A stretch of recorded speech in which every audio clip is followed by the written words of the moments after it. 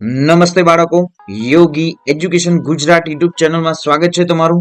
બાળકો, આજે આપણે જોઈશું ધોરણ 4 વિષય ગુજરાતીની જે એકમ કસોટી છે તારીખ 14/9/2024 ના દિન લેવામાં આવશે એ એકમ કસોટીનું સંપૂર્ણ મોડેલ પેપર. સૌપ્રથમ પ્રકરણો છે પ્રકરણ 3 અને 4. ત્રીજું પ્રકરણ છે સંખલાની બહેન છીપલી. ચોથું પ્રકરણ છે સિંહ ઘૂઘે બકરો ભાગે. તો વિદ્યાર્થી મિત્રો, આ જે બે પ્રકરણો છે એ બે પ્રકરણોમાંથી જ ક્વેશ્ચનો પૂછાશે. તો જોઈએ આપણે. સૌપ્રથમ પ્રશ્ન 1. નીચેના પ્રશ્નના એક એક વાક્યમાં ઉત્તર લખો. દિવ્યેશ કઈ સ્કૂલમાં અભ્યાસ કરતો હતો? જવાબ છે દિવ્યેશ ગવર્મેન્ટ સ્કૂલમાં અભ્યાસ કરતો હતો. દિવ્યેશ નવરાશના સમયમાં શું કરતો હતો? જવાબ છે દિવ્યેશ નવરાશના સમયમાં ચાની લારીએ વાસણ માંજવા, ચા આપવી, કુલ્ફી વેચવી જેવા કામોમાં પિતાને મદદ કરતો. રક્ષાબંધનની ઉજવણી વખતે દિવ્યેશની આંખોમાં આંસુ કેમ આવી ગયા? જવાબ છે રક્ષાબંધનની ઉજવણી વખતે દિવ્યેશની આંખોમાં આંસુ આવી ગયા કારણ કે એની 2 વર્ષની ઢીંગલી જેવી બહેન થોડા સમય પહેલા જ બીમારીમાં સપડાઈને આ દુનિયા છોડી ગઈ હતી. તેને યાદ આવી હતી. ચોથો પ્રશ્ન. સિંહ વનમાં હતાશ થઈ કેમ બેઠો હતો? જવાબ છે સિંહ શિકારની શોધમાં વનમાં ફરી રહ્યો હતો, પરંતુ કોઈ પ્રાણી ન દેખાતા તે હતાશ થઈને બેઠો હતો. બંને બચ્ચા સાથે સાથે શું કરતા? બંને બચ્ચા સાથે સાથે દૂધ પીતા, સાથે સાથે રમતા અને આનંદ કરતા. સિંહના બચ્ચાએ બકરાની આજ્ઞાનો અનાદર કેમ કર્યો નહીં? સિંહનું બચ્ચું બકરાનો જે મોટા ભાઈ તરીકે આદર રાખતું હતું, તેથી તેણે બકરાની આજ્ઞાનો અનાદર કર્યો નહીં. નીચે આપેલ પ્રશ્નોના 1-2 વાક્યમાં ઉત્તર લખો. ભાઈ બહેન ઘરેથી ભાગી જવા શી યુક્તિ કરી? જવાબ છે ભાઈ બહેન પાછલા પહોરની નિંદ્રા ઉડી ગઈ હતી. તેઓ ઓશિકા ઉપર 2 ધાબળા ઓઢાડ્યા અને પછી ચૂપચાપ ઘરેથી ભાગી ગયા. ચુંદડી સાની બનેલી છે. આવી ચુંદડી જોવાની મજા ખતમ ન થાય તે માટે શું કરશે? જવાબ છે ચુંદડી ઝાકળની બનેલી છે. આવી ચુંદડી જોવાની મજા ખતમ ન થાય તે માટે તેઓ ચુંદડીનો છેડો ઝાલીને આકાશમાં જશે અને જોશે કે એનો જે વણકર કોણ છે. નેક્સ્ટ જોઈએ. ધરતી અને આકાશ જુદી જુદી રીતે સુંદર લાગે છે, તે માટે ભાઈ બહેન શું કરશે? જવાબ છે ધરતી અને આકાશ જુદી જુદી રીતે સુંદર લાગે તે માટે ભાઈ બહેન આભથી તારલા લાવીને ધરતીને ખોડે હંકેરશે. તેઓ સોનેરી કોરની વાદળી લાવીને ધરતી પર ચારે બાજુ ચંદરવા બાંધશે. નેક્સ્ટ જોઈએ.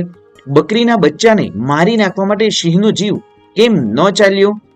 બકરીના બચ્ચાને મારી નાખવા માટે સિંહનો જીવ ન ચાલ્યો કારણ કે તેને દયા આવી.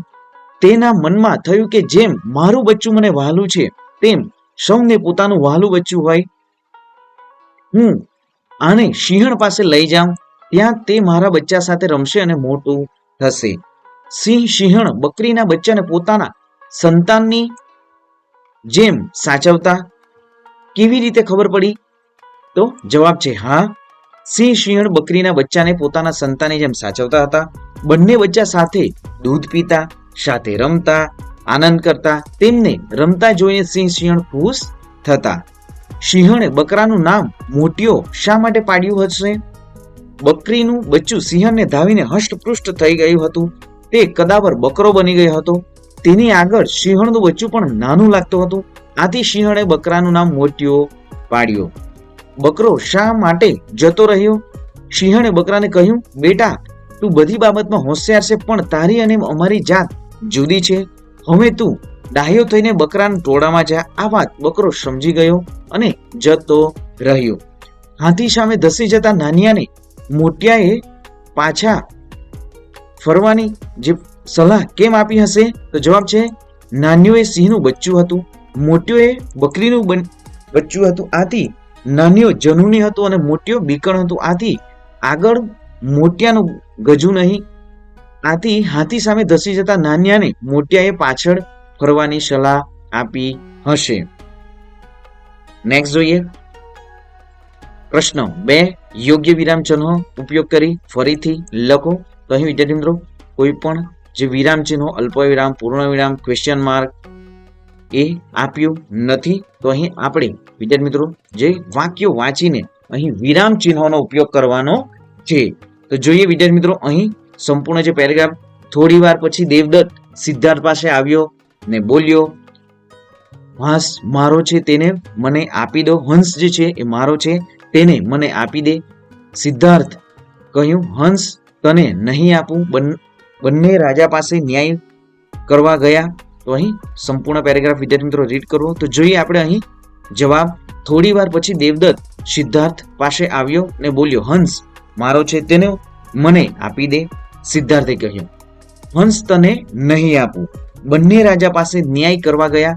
રાજાએ સિદ્ધાર્થને કહ્યું, જે પણ વિદ્યાર્થી મિત્રો જે વાક્ય જેમણે પણ કહ્યું હશે એ વાક્ય ઇન્વર્ટેડ જે કોમામાં એ આવશે. તો અહીં હંસનો શિકાર દેવદત્તે કર્યો છે માટે દેવદત્તને આપી દે.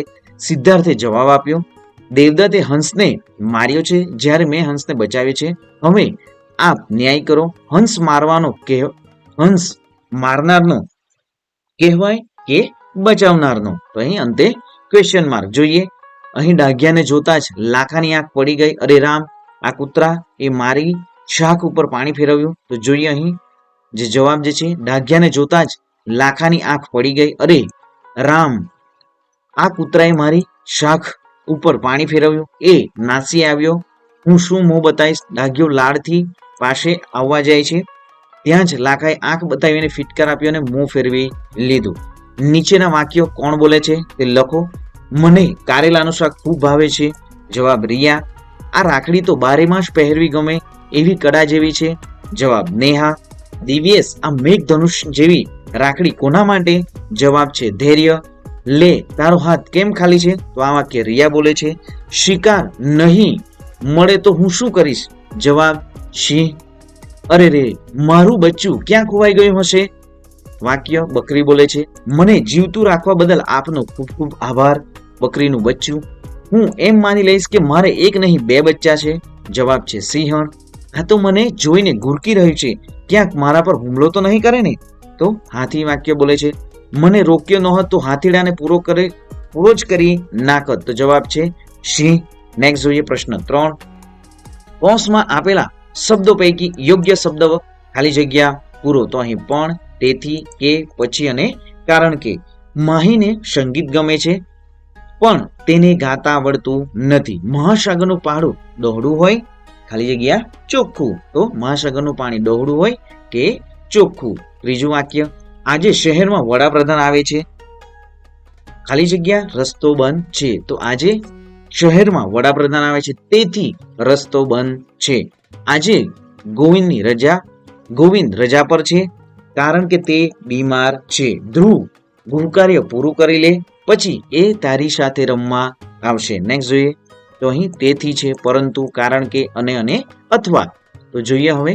બધાને હતું કે વિશાલ હારી જશે પરંતુ તે જીતી ગયો. દાદાને આજે ઉપવાસ છે, તેઓ આજે બપોરે જમશે નહીં. તો અહીં દાદાને આજે ઉપવાસ છે તેથી આજે બપોરે જમશે નહીં. રમેશ મોડો ઉઠ્યો કારણ કે રાત્રે મોડા સુધી સ્વાધ્યાય કાર્ય કરતો હતો. નેક્સ્ટ જોઈએ. રાવજીભાઈ કાલે પરમ દિવસે આવશે. કાલે આવશે અથવા પરમ દિવસે આવશે. તો અહીં જે જવાબ જે છે વિદ્યાર્થી મિત્રો અથવા આવશે. નેક્સ્ટ જોઈએ. દેડકો પાણી અથવા જમીન બંને જગ્યાએ રહી શકે. તો અહીં વિદ્યાર્થી મિત્રો જે દેડકો પાણી અથવા જમીન બંને જગ્યાએ રહી શકે. નેક્સ્ટ જોઈએ વિભાગ 3. પણ, અને, કારણ કે, એટલે, તેથી. તો હંમેશા ફૂટપાથ ઉપર ચાલવું જોઈએ કારણ કે ત્યાં ચાલવું સુરક્ષિત છે. સુરેશ ખાલી જગ્યા મહેશ બંને ભણવામાં હોશિયાર છે. સુરેશ અને મહેશ બંને ભણવામાં હોશિયાર છે.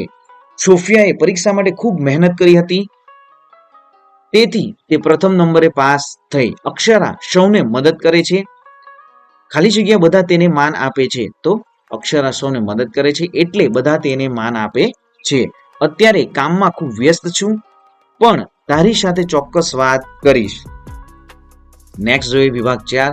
તમારી મદદ કરવી છે પણ હું હમણાં ખૂબ વ્યસ્ત છું. તે સ્પર્ધા જીતી ગયો કેમ કે તે ખૂબ પરિશ્રમ કરતો હતો. મીનાક્ષી દિવાળી વેકેશનમાં અંબાજી અથવા પાવાગઢ ફરવા જશે. શરીતા ભણવામાં અને રમવામાં બંનેમાં ખૂબ જ કુશળ છે. ગૃહકાર્ય પૂરું થાય એટલે તરત જ નિમેષ રમવા નીકળી પડતો. પ્રશ્ન 4 જોઈએ. નીચે આપેલા 3 શબ્દોનો ઉપયોગ કરીને એક વાક્ય બનાવો. દિવાસળી, પતંગ, ત્રિકોણ. તો દિવાસળીની મદદથી મહેશે ત્રિકોણાકાર પતંગ બનાવ્યો. બસ, પાણી અને વિમાન. જવાબ છે બસમાં મુસાફરી કરતી વખતે ઘનશ્યામે પાણીમાં વિમાનનું પ્રતિબિંબ જોયું. ઝાકળ, ચૂંદડી, આકાશ. તો જવાબ છે પૃથ્વી પર ઝાકળ જાણે ચૂંદડી બનીને આકાશમાં ઉડી ગઈ. ઉનાળો, પહોર અને ફરવું. તો જવાબ છે ઉનાળામાં સવારની પહોરમાં જ ફરવાની મજા આવે છે. દરિયો, દુનિયા અને ગામ. તો જવાબ છે દરિયા જેવડી દુનિયામાં મારું એક નાનું એવું ગામ છે. પુસ્તક, શક્તિશાળી અને હથિયાર. તો જવાબ છે પુસ્તક એક શક્તિશાળી હથિયાર છે. વિદ્યાર્થી મિત્રો, વિડીયોને જો લાઈક નથી કર્યો, સૌપ્રથમ વિડીયોને લાઈક કરી દો, ચેનલને સબસ્ક્રાઇબ પણ કરી દો. આપણી યુટ્યુબ ચેનલ પર ધોરણ 3 થી ધોરણ 10 સુધીના તમામ એકમ કસોટીના મોડેલ પેપરો મૂકવામાં આવે છે અને પ્રશ્ન બેંક જે જાહેર થાય છે પ્રશ્ન બેંકનું સોલ્યુશન પણ મૂકવામાં આવે છે. અને વિદ્યાર્થી મિત્રો, આવનારી જે પ્રથમ પરીક્ષા છે એમના મોડેલ પેપર પણ તમને વિદ્યાર્થી મિત્રો સંપૂર્ણ ફ્રીમાં મળી જશે. તો ચેનલને સૌપ્રથમ સબસ્ક્રાઇબ કરી દો. જોઈએ આગળ સાચી જોડણી વાળો શબ્દ લખો.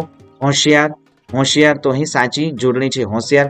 વિદ્યાર્થી મિત્રો, આ સંપૂર્ણ જે જોડણી સાચી જોડણી એ તમારી નોટબુકમાં લખી દો. જોઈએ શિકાર, સ્વીકાર. તો શિકાર.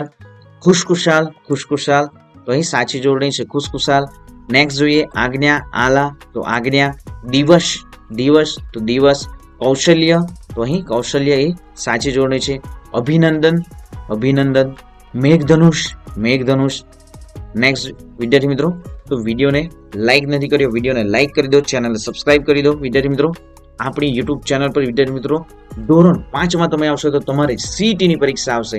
જવાહર નવોદયની એકલવ્યની જે પરીક્ષા આવશે એ પરીક્ષાઓની તૈયારી પણ આપણી યુટ્યુબ ચેનલ પર કરવામાં આવે છે. અને ધોરણ 5માં જો તમારા મિત્રો ભણતા હોય, તમારા ફેમિલીમાં જો ભણતા હોય તો વિદ્યાર્થી મિત્રો ધોરણ 5 માટે જવાહર નવોદયની જે પરીક્ષા ને જો ફોર્મ ભરવાની જે તારીખ છે અંતિમ તારીખ 16/9/2024 છે. તો જે પણ વિદ્યાર્થી મિત્રો બાકી હોય એ ફટાફટ વિદ્યાર્થી મિત્રો ફોર્મ ભરી દો.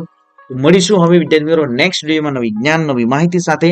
જય હિન્દ વિદ્યાર્થી મિત્રો, વંદે માતરમ.